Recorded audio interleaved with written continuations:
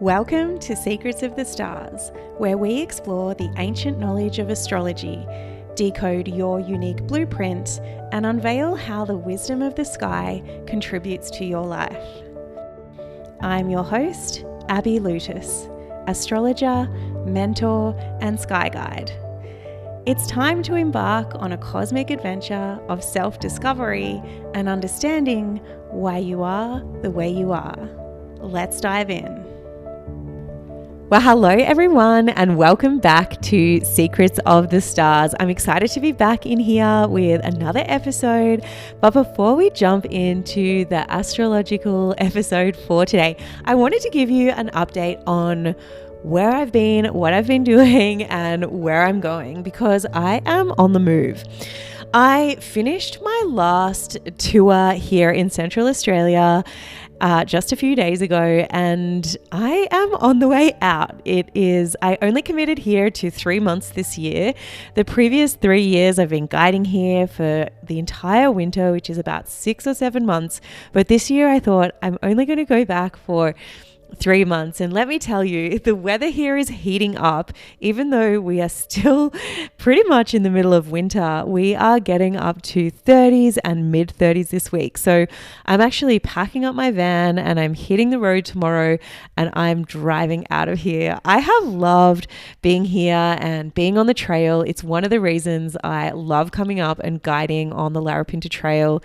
Just being out in nature, being able to connect with the dark skies and just moving at a pace which is offline, a little bit slower. I truly love it. It's something that keeps drawing me back. So in saying all of that, I am excited for the change that is coming. So I'm going to be making a drive down to Adelaide. It's about 2.5 days for me. And then I'm going to be flying over to the Gold Coast and I'm going to be heading to the eastern side of Australia.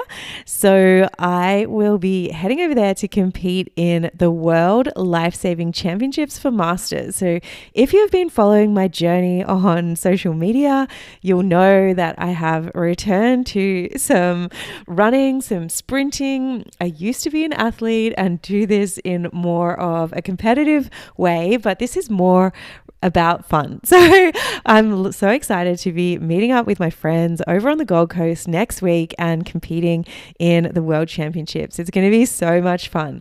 My aim is really just to remain intact, have my body remain intact and just have a lot of fun with my friends over there. We used to do this competitively, but now it is just for fun. Maybe I'll be, I always have that competitive streak in my body. So, maybe I will get into it in a competitive nature again one day. After that week, I will be on the road driving over to the west coast of Australia. So I really am going from the middle to the east coast to the west coast. It's going to be a lot of moving and shaking. And I am on a bit of a timeline. I am planning to be there by the beginning of September. So that's what's happening in my world. I am planning to pre-record some of these episodes just so that they never miss a beat and you can always be updated with the astrological energy that is coming in. But I wanted to let you know that I am still open for reading. So if it's something that you are interested in, having your natal chart read, your birth chart read, essentially it's the same thing, or just taking a deep dive into your personal chart so that you can further understand your uniqueness, your superpowers, your brilliance, and essentially why you are the way you are. That is the one thing I think most people get out of astrology and understanding their chart at a deeper level. Come on over and book a reading with me. I have limited spaces up on my website and you can find all the links and details in my show notes. But let's jump into today because I am jumping back into my mini series on the signs and we're up to Virgo. It's right on cue. Do you like how I did this series? I have lined up the signs with the seasons and we are jumping into Virgo season. In fact, tomorrow on the 22nd of August, we are heading into Virgo season. Actually, it's the 23rd. It's going to be Friday. So the reason that I get that mixed up is because most often it is the 22nd of August, but because we are in a leap year, it is changing. And so with that, let's just jump into all things Virgo.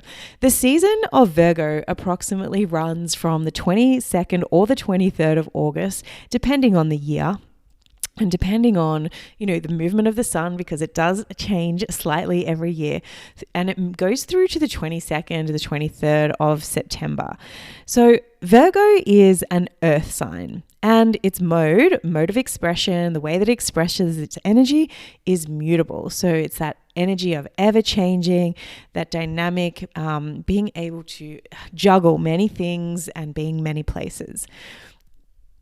Together, this creates Mutable Earth, and Mutable Earth is constantly changing. It's the lightest of the earth energies, I say. So it's like this idea of renewing the cycle of nature, like constantly growing crops and ever blooming nature, or the process of flowers blooming. Okay, this is what Mutable Earth represents. And Virgo, you see, astrology is a symbolic language, and if we can understand the foundations of the signs and where it comes from, we can really deep dive and understand the sign deeper and more precisely itself.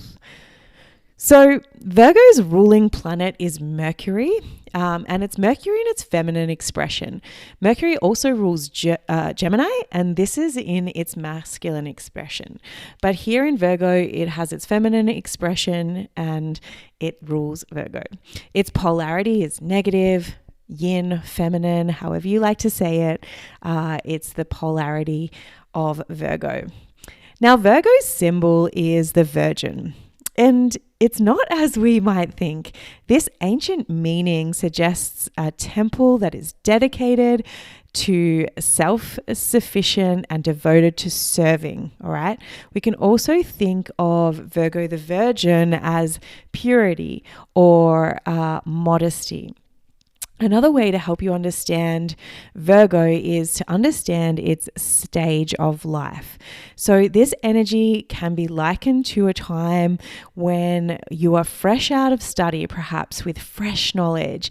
It's easily adaptable when stepping into the workplace, and it's wanting to be of service, and it's wanting to do the best that it can and be of service and helpful to other people. That is the nature of Virgo.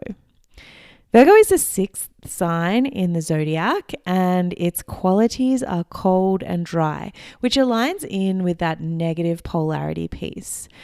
Its opposite sign is Pisces, and its colors are green, brown, and white. So it does connect with that earth energy, but also that purity energy. Now, typically Virgo will represent that late summer, okay? Flowers are blooming, and, we have been out in the beautiful weather for the entire season. But here in the Southern Hemisphere, it represents the late winter. Now, this energy is clean and clear, and it's interested in health and wellness. Virgo is practical. It has a sense of order and brings attention to detail. And you can see how Mercury can be at home in this sign or rule this sign, because these things align, right? Virgo likes to be precise and attentive, and ultimately it wants to help others fix things. It likes to have solutions to problems and loves a good problem. Virgos probably love puzzles or trying to solve things. This is the energy of Virgo, all right? So this energy, as I mentioned, is ruled by Mercury, and it loves words and language, and they are good at managing this type of information, good with details, good with precision, wants to have that, maybe even like perfection touch, all right?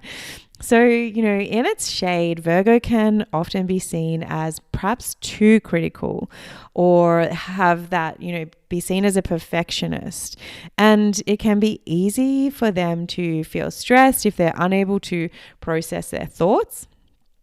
because, this is the Mercury piece playing in. Now, sometimes Virgo might sweat the small stuff because it's into all the details. It can be obsessive and get lost in those details. And, they also may have this tendency to downplay their talents and just maybe shy away from the limelight, essentially. This is Virgo energy. Now, Virgo in the body, here are some ways that we can deeper understand Virgo and its symbology. So Virgo rules the abdomen, the digestive system, the pancreas, the gastrointestinal, spleen, the diaphragm, sympathetic nervous system. Okay, so these are all, if you think about the area where they all sit, it's sort of down, below the chest. Okay, that's we know that Leo rules the heart and the upper back, and now we're moving down. And so Virgo rules these areas of the body. When it comes to movement, Virgos love to have awareness of their body. They are very tuned in to their body. And so moving in a way that is going to be building core strength, that is going to be really supportive. They want to have the foundations of strength down pat. So movements such as gymnastics or yoga, ballet, Pilates, even bar, but really having those foundations in place is the types of ways that Virgo energy likes to move in the body.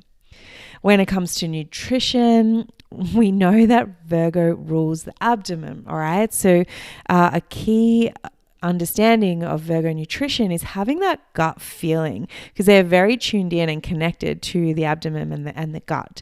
So having foods that are easy to digest, really feeling into the foods that they're eating and making sure they're being nourished by them, the simplicity, and, just something that is well cooked and brings warmth, because as I mentioned before, their qualities are cold and dry. And so having that well cooked warm food coming into their body is really key for Virgos. So I just want to go on to my key words for Virgo before we round off this episode. But here they are: practical, organized, attention to detail, pure, modest, reliable, introverted, helpful, attentive, picky, obsessive, cold, argumentative, perfectionistic, critical, serving, language, intuitive, agitated, humble, and detailed, or attention to detail, which I did already mention. So this essentially is Virgo, and is always interesting. And I say this often: we have all the signs within us.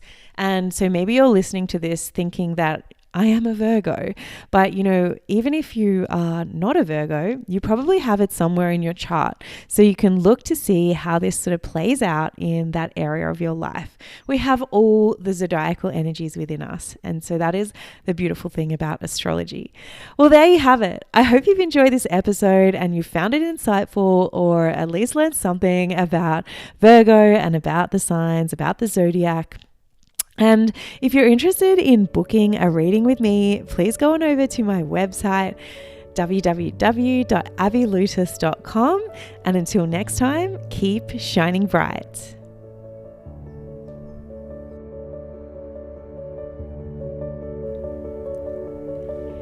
Thank you for joining me on this cosmic journey of self-discovery.